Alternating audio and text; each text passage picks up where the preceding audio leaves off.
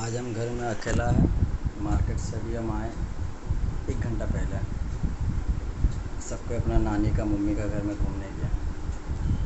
हम बोला हम अकेले रोटी बना लें। और अभी टाइम हो रहा 3 बजने में 7 मिनट का तरह बाकी है। तो हम लोग का काम